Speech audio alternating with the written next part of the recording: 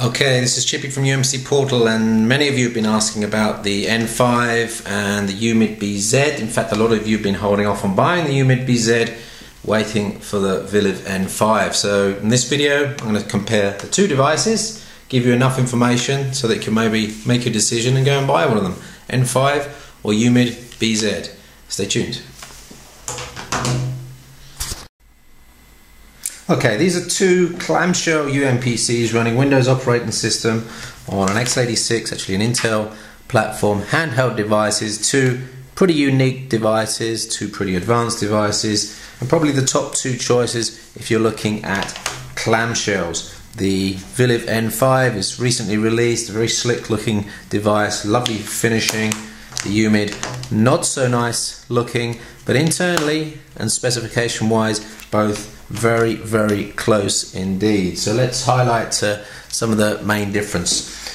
First of all, going around the device, the finish of the N5 is beautiful all the way around, smooth edges, lovely soft clean finish on the back, nice strong hinge which goes back a long way, nice solid feel to the clamshell shut, and overall very, very professional and good looking finish. The UMID BZ from the outside, again a similar sort of finish. It's rubberized plastic, but not as clean, and definitely when you open up the device, definitely not as stylish. They've chosen a very strange cheap plastic for the frame, the screen frame, the keyboard, and overall it's not looking as good. But build quality, I think, is on par. I've had this one for 5 months now, been using it very regularly. I have no scratches, I have no problems, no issues, no connectors or broken covers on it. So in terms of build quality, probably on par with the N5.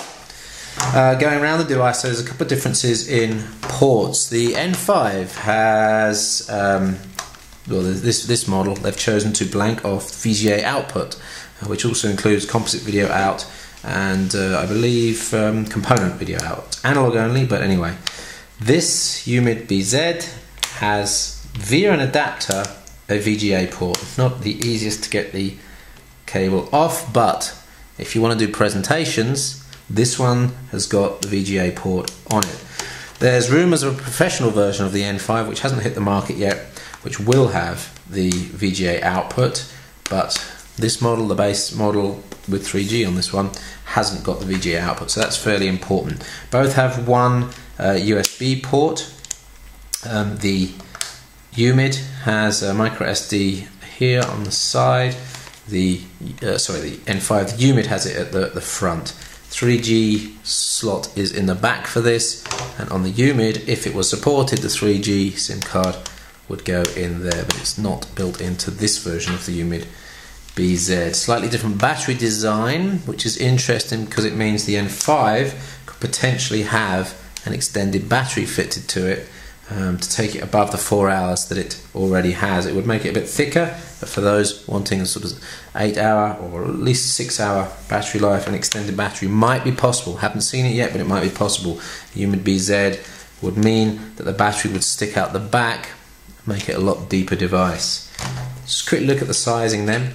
The UMID is already a little bit deeper than the N5, but the N5 is a little bit wider, so there you can see 2 dimensions of the differences, and on the thickness, very much the same thickness, sort of 22 to 25 millimeters thickness.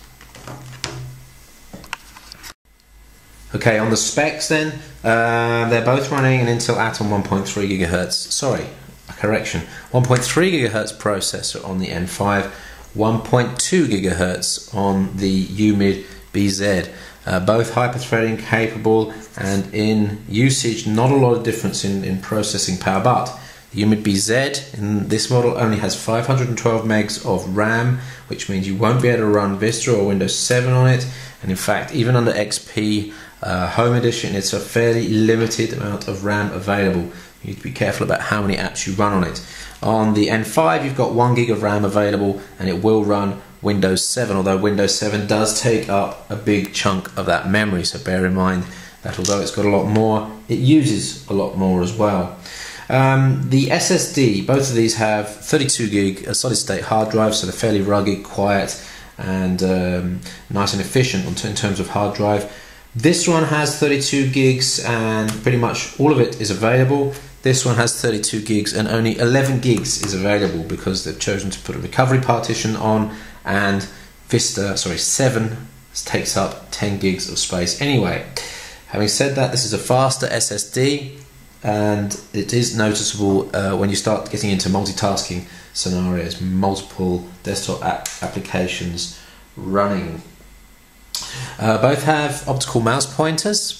The optical mouse pointer on the N5 is more accurate and easier to use. The embedded recessed one on the BZ is slightly more difficult to use, and the buttons aren't as enjoyable as well. There's a definite click to them, which certainly is a little bit more than you get on the squishy N5 buttons here.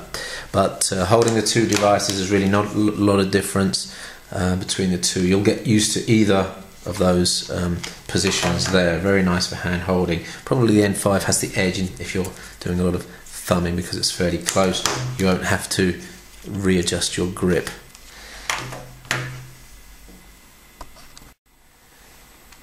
So let's switch both devices on, and you'll see Windows 7 on the N5 and XP on the UMID BZ, and immediately both of these have screen brightness set to full. The BZ has a brighter screen by quite a bit. Whites are white on this. Whites are a very murky colour, tending towards a little bit of yellow on the N5. So for outdoor use, I have to give it to the N5. It's a lot better in terms of screen brightness. There's a different touch layer on it as well. The N5 has a touch layer which is goes across the whole of the screen and leaves no recess. But it's a slightly harder to touch screen. You can't actually use your finger flat on the device like you would a capacitive screen. You have to use your nail and you have to apply a bit of pressure. Whereas on the UMID, you can actually use your finger as well, and it's a much lighter screen. And I actually find it a lot better, the touch capability on the UMID BZ. So that's one thing to bear in mind. So as you can see, XP and Vista, but this is, sorry, Vista, I keep saying Vista. Windows 7 Home on this, so you're limited in some functionality. And in terms of screen window dressing, I have a problem. I can't actually increase the size, for example, of the closed window hit area. If I move this closely here, you'll see I've increased the size here. I can hit that fairly easily with my finger. On Windows 7, I'm having to be fairly accurate with how I use that, because I haven't been able to increase the size of the hit area for the close window button. So it's something you might want to bear in mind if you need to adjust properties of Windows. You might find XP a little bit easier to do than on Windows 7 Home Starter Edition.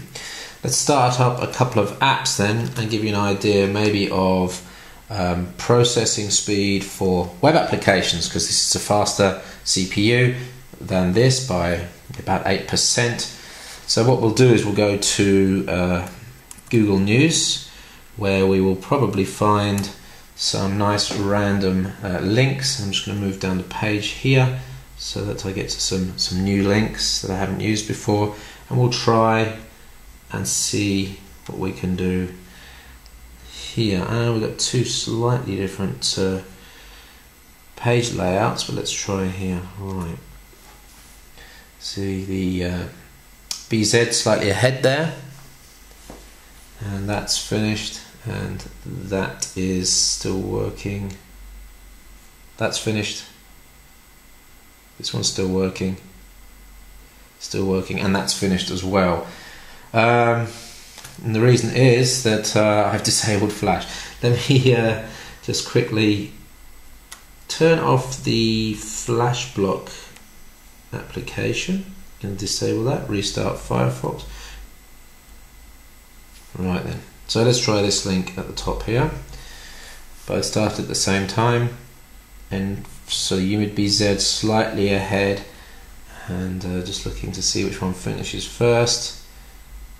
looks like the N5 has finished just slightly before the BZ, although the BZ did start to render a little bit earlier. Let's take a link again from within this page that I haven't been to before. Whoops. Let's fire up a couple of other tabs though. Let's go to flicker on both of these. In fact, let's use the mouse button this time rather than the 1, 2, 3, go. And just slightly ahead the N5. And let's select a picture. It's 1, 2, 3, go. And N5 slightly ahead. No, I didn't press the BZ. This is a very difficult test to do, but let's try it again.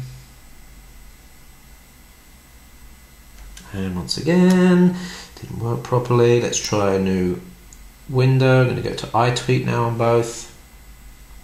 N5 slightly ahead. So you can see you're getting maybe half to 1 second advantage on the N5 over the BZ, which is, yeah, pretty much, considering websites on average take about 10 seconds, as expected, about an 8 to 10% speed increase. Okay, speakers on the two devices very much the same, webcams very much the same. I've mentioned the screen, the brightness, you've seen the performance differences. One more thing to mention, and that's the keyboard. Now the N5 has a very nice, well engineered keyboard, but two things: slightly wider than the UMID BZ. So if you're thumbing, think about how you might cross over your thumbs to get to different keys. It's very difficult to actually cross over further than the T key on this one. If I go to the BZ, I can get all the way over to the R key. There's a big crossover here because this keyboard is much smaller. So for thumbing, actually, I think the UMID keyboard is slightly easier to use. It has less travel in the keys as well. It doesn't feel as nice. There's a noise, an off-putting noise to the keys. But in terms of usability, I think it's probably better than the N5, although the N5 does feel much higher quality. So there's the two things there, the width and the actual style of the key engineering, key physics. But of course, if you're thinking about doing some work on the desktop, this is probably a better solution. There you go. So fairly quick to write on that keyboard. If I go to Notepad on this one, this is really only a pecking style keyboard. Now I'm used to this keyboard, but the stress levels are much higher on the keyboard in that scenario than on the N5. So there you go on the keyboard. So in terms of battery life, both devices returning around the 4-hour mark. Both have a very similar capacity battery, so no real differences there. Both devices can get slightly warm underneath, just in one position where the CPU is, obviously.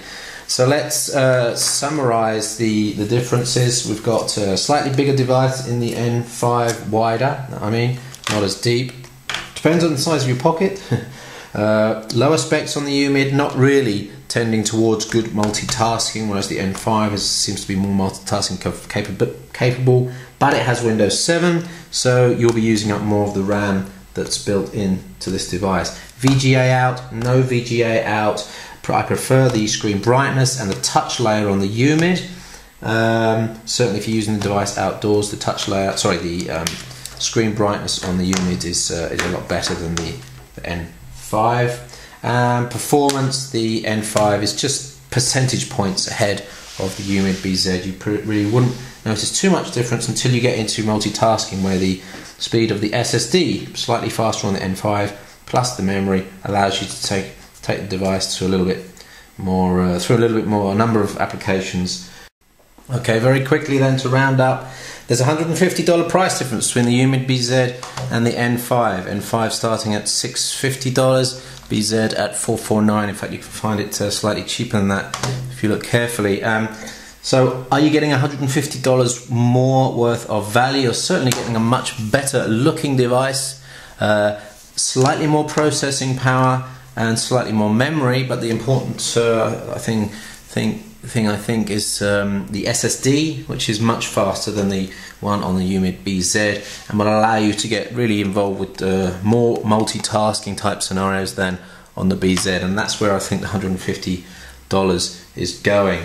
Of course, you're getting Windows 7 capability on this. You have no chance of getting Windows 7 running on this very well, but you've got the VGA port on this one. You've got a slightly brighter screen, a slightly softer touch layer, which personally I prefer, and you're also able, if you want to upgrade to I think it's another $100 to get 3G built into the N5, which I don't believe is available on the UMID BZ. So you pays your money and you takes your choice.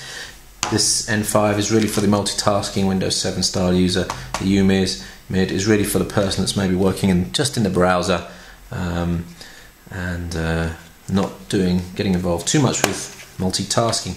Having said that, this week we've heard about a new version of the UMID, which is called the UMID SE Special Edition with 1.6 GHz processor and a 1 GHz of RAM. We don't know if the SSD has been improved on the version, the SE version, but it's an important one. We want to test soon, maybe in July 2010, maybe in August, and that might really close the gap between the two devices. Of course, the SE is going to come with a pricing premium as well, so expect the SE and the N5 to come in at pretty much the same prices, plus minus $50. So that rounds up the N5 and the UMID comparison video. Thanks for watching. My name's Chippy from umpcportal.com. You can check out the forums to talk about the N5, and there's a load more content on the N5 and UMID BZ, including reviews, images, specifications and loads more. Check it out on umpcportal.com. Thanks for watching.